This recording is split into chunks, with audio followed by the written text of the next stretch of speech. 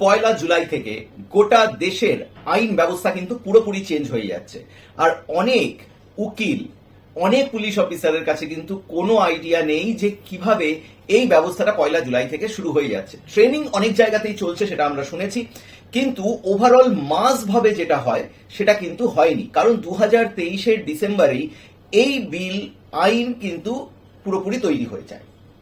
কিন্তু এর মধ্যে একটা জটিলতাও রয়েছে। মুখ্যমন্ত্রী মমতা বন্দ্যোপাধ্যায় অলরেডি অমিত শাহকে চিঠি লিখেছে স্ট্যালিনও, এবং কেরল কর্ণাটকের অনেক জায়গা থেকে কিন্তু কিছু কিছু পয়েন্ট নিয়ে তারা অবজেকশন জানিয়েছে। কিন্তু তার মধ্যেও এই আইন, এই বিল কিন্তু গোটা দেশে লাগু হয়ে যাচ্ছে পয়লা জুলাই থেকে।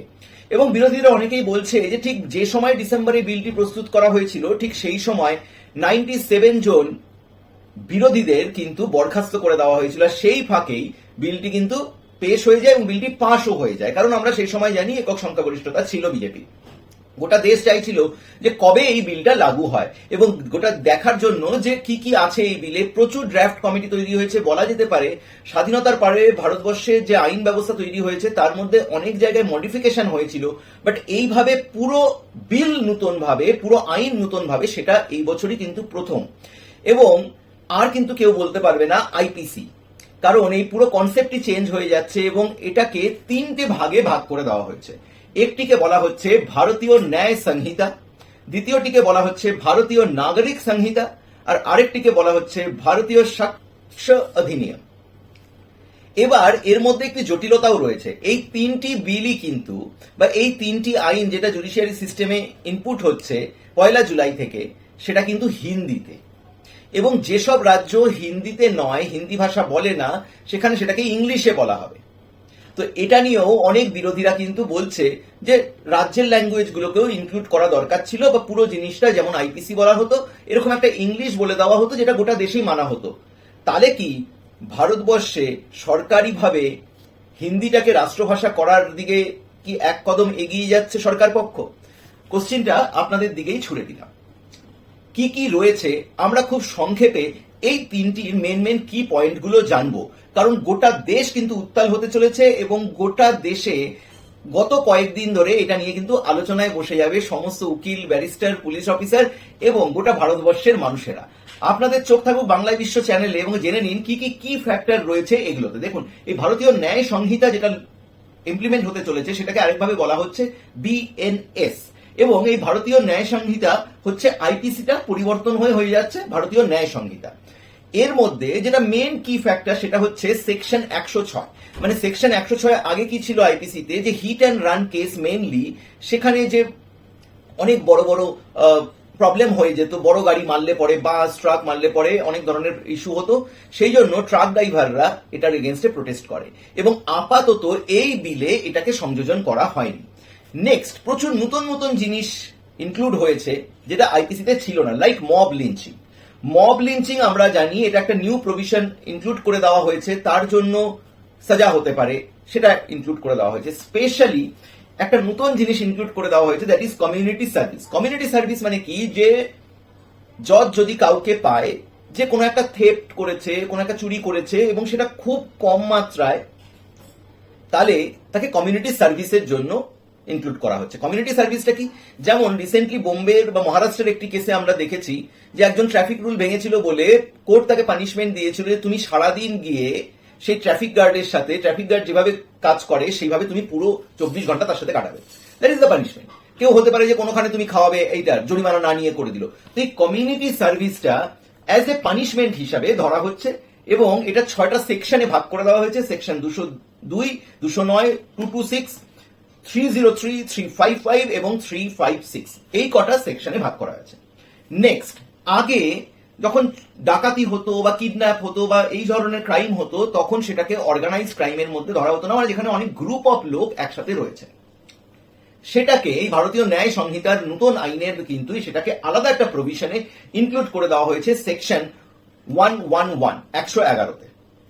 দেন যেটা এখন গোটা ভারতবর্ষে চলছে সেটা হচ্ছে ইকোনমিক অফেন্স, মানে ক্রেডিট কার্ড জালিয়াতি, ওটিপি জালিয়াতি, আপনার কাছ থেকে কোনো ফ্রড হয়ে যাচ্ছে, আইপিসিতে স্পেশালি ওই সাইবার ডিভিশন এগুলোতে ছিল, বাট আইপিসির মধ্যে স্পেশালি এটার জন্য কিন্তু কোনো প্রভিশন ছিল না, যেটাকে ইনক্লুড করে দেওয়া হয়েছে। নেক্সট, কেউ যদি ব্ল্যাকে টিকিট বিক্রি করে, যেসব আনঅথরাইজড অ্যাপ রয়েছে গ্যাম্বলিং এর, যেসব আনঅথরাইজড অ্যাপ রয়েছে লোনের জন্য, যেগুলো আরবিআই দ্বারা স্বীকৃত নয়, এবং কোশ্চিন পেপার লিকের মতন এই ধরনের প্রভিশনকে কিন্তু ক্রাইমের মধ্যে ভারতীয় ন্যায় সংহিতাতে আলাদা আলাদা সেকশনে ইনক্লুড করা হয়েছে। তাহলে এগুলো হচ্ছে মেইন কি ফ্যাক্টর ভারতীয় ন্যায় সংহিতা বা বিএনএস। এবার আমরা চলে আসি বিএনএসএস, মানে ভারতীয় নাগরিক সংহিতা। কি রয়েছে ভারতীয় নাগরিক সংহিতাতে? দেখুন, ভারতীয় নাগরিক সংহিতা আর কিছুই না, যেটা সিআরপিসি আমরা বলতাম, সেই সিআরপিসিটা হয়ে যাচ্ছে ভারতীয় ন্যায় সংহিতা নয়, ভারতীয় নাগরিক সংহিতা। মানে সেখানে আগে ছিল হচ্ছে 484টি ধারা সিআরপিসিতে, সেটা এখন হয়ে যাচ্ছে 531টা ধারা। এবং আগে অনেকে বলছে যে পুলিশদের তো অনেক পোয়া বারো হলো, পুলিশদেরকে অনেক বেশি পাওয়ার দিয়ে দেওয়া হলো। কেন বলছে কথাটা? তার কারণ হচ্ছে আগে আমরা জানতাম যে 5 দিন পর্যন্ত তারা রিমান্ডে রাখতে পারতো, তারপরে তাকে কোর্টে প্রডিউসই করতে দেওয়া হতো, মানে ম্যাক্স টু ম্যাক্স 15 দিনের মধ্যে তাকে কিন্তু প্রডিউস করতে হতো। সেই সময়টা এখন গিয়ে দাঁড়াচ্ছে আপ টু 90 ডেজ পর্যন্ত পুলিশ কাস্টাডিতে রাখতে পারে উইদাউট কোর্টে প্রডিউস না করে। তার মানে পুলিশের ইনভেস্টিগেশনের জায়গাটা কিন্তু একদিক থেকে অনেক পাওয়ারফুল হয়ে যাচ্ছে। আবার অনেকে বলছে যে অনেক কেস কোর্টে চলে যেত, কোর্টে সেটা সময় লাগতো, পরে দেখা যেত যে সেটা খুবই ছোট একটা ব্যাপার, সেটা সমঝোতা হয়ে যেত, সেটাতে কোর্টের সময়কে বাঁচানোর জন্যই পুলিশের উপর এত বড় একটা পাওয়ার দেওয়া রয়েছে যে এখন আর 15 দিন নয়, যে কেউ যে কোনো ক্রিমিনাল অফেন্সে কিন্তু তাকে 90 ডেজ পর্যন্ত রেখে তারপরে কোর্টে প্রডিউস করতে পারে। নেক্সট, ভারতীয় নাগরিক সংহিতায় নতুন যেটা নিয়ে খুব ধরনের আলোচনা হচ্ছে সেটা হচ্ছে আগে যেমন সিগনেচার করা হতো বা থাম্ব ইমপ্রেশন নেওয়া হতো, এখন থেকে সেখানটাতে কিন্তু পুরোপুরিভাবে অডিও ভিডিও ক্লিপও কিন্তু নিয়ে যেতে হবে। মানে ফরেন্সিক ইনভেস্টিগেশনের ক্ষেত্রে অডিও ভিডিওটাকেও একটা প্রভিশন রাখছে কিন্তু গভর্নমেন্ট, যে অডিও ভিডিওর ক্লিপিং দেখে সেটাকে নিয়েও এভিডেন্স হিসাবে ট্রিট করা যেতে পারে, থাম্ব ইমপ্রেশনের সাথে এটাকেও। নেক্সট, একটি বড় খবর হচ্ছে যে এফআইআর করতে এখন আর থানায় যেতে হবে না প্রথম দিন, ঘরে বসেও নিজের ল্যাপটপ অথবা নিজের মোবাইল ডিভাইস থেকেও সে কিন্তু এফআইআরটা করতে পারে, এবং 48 ঘন্টার মধ্যে গিয়ে তার এফআইআর যেটা সে অনলাইনে করেছে সেটা সে গিয়ে শুধুমাত্র সই করবে যে ব্যক্তি ইনস্ট্যান্ট এফআইআরটা করেছে। মানে ইনস্ট্যান্ট আপনার সাথে যদি কোনো ঘটনা ঘটে, আপনাকে এফআইআর জন্য সঙ্গে সঙ্গে থানায় না গিয়ে আপনি এইভাবেও করতে পারেন।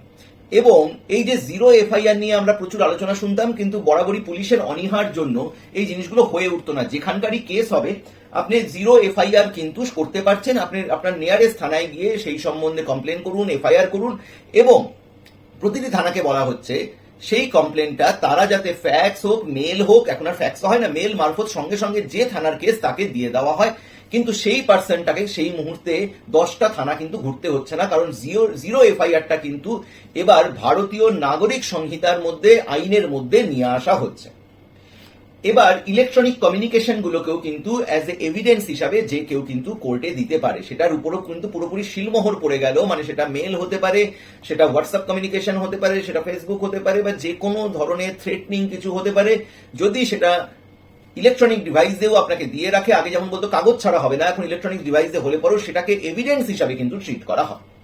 এবার আমরা, ভিডিওটি প্রচুর লম্বা হয়ে যাচ্ছে, এবার আমরা চলে আসি থার্ড ফেজে, ভারতীয় সাক্ষ্য অধিনিয়ম।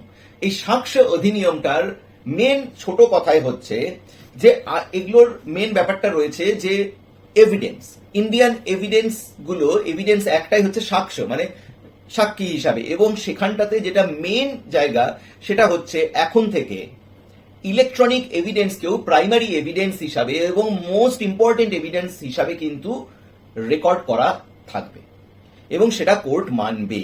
এবং ডকুমেন্টগুলো যদি সেটা কারো ইউপিএস উদ্ধার করলো, কারো ধরুন ল্যাপটপ উদ্ধার করে নিয়ে গেল, সেটাকে পুরোপুরি ডকুমেন্ট হিসাবে করতে হবে, তাকে ফিজিক্যাল করার কোনো দরকার নেই, সেটা থেকেই তারা করতে পারবে। মানে কারো একটা ফোন যদি অনেক কিছু ইনফরমেশন পেয়ে যায়, সেটাকে পুরোপুরি তারা সেটার বেসিসেই মানুষকে ধরে নিতে পারবে। মানে এটা নিয়ে অনেকে বলছে তাহলে পরে যে ধরুন কেউ আপনাকে কোনো একটা মেসেজ পাঠিয়েছে, আপনি সেটা রিপ্লাই দেননি, কিন্তু সেই মানুষটা কোনো ক্রাইমের সাথে জড়িত, সেক্ষেত্রে আপনাকেও চেনে টানা হতে পারে। যেমন এই প্রভিশনও আছে, যেমন ডিজিটালাইজেশনের যুগে আমরা অনেক বেশি এগিয়ে যাচ্ছি, সেখানে এইসব প্রভিশনও কিন্তু প্রচন্ডভাবে দরকার ছিল। তো এই তিনটি হচ্ছে মেন বুকস বলতে পারেন, যেটা নিয়ে পুরো জুডিশিয়ারি মহল আপাতত চর্চায় কিন্তু পড়ে গেছে। মার্কেটে কিছুদিনের মধ্যে বইগুলো সব বেরিয়ে যাবে। আপাতত 1 জুলাই থেকে শুরু হয়ে যাচ্ছে। আর আপনি আইপিসি বা কোনো আইনের মধ্যে নয়, আইপিসি বলতে পারবেন না, আপনাকে বলতে হবে ভারতীয় ন্যায় সংহিতা, ভারতীয় নাগরিক সংহিতা এবং ভারতীয় সাক্ষ্য অধিনিয়ম। এই তিনটি নিয়ম জুডিশিয়ালে চলে আসছে এবং ক্রিমিনাল ব্যবস্থাটা বা পুরো সোসাইটির আইন ব্যবস্থা কিন্তু পুরো প্রথমবার স্বাধীনতার পরে কিন্তু চেঞ্জ হয়ে যাচ্ছে। জয় হিন্দ, বন্দে মাতারাম। ভালো থাকবেন, সুস্থ থাকবেন। ভিডিওটি সবার মধ্যে শেয়ার করে দিন যারা এই ঘটনাগুলো জানেন।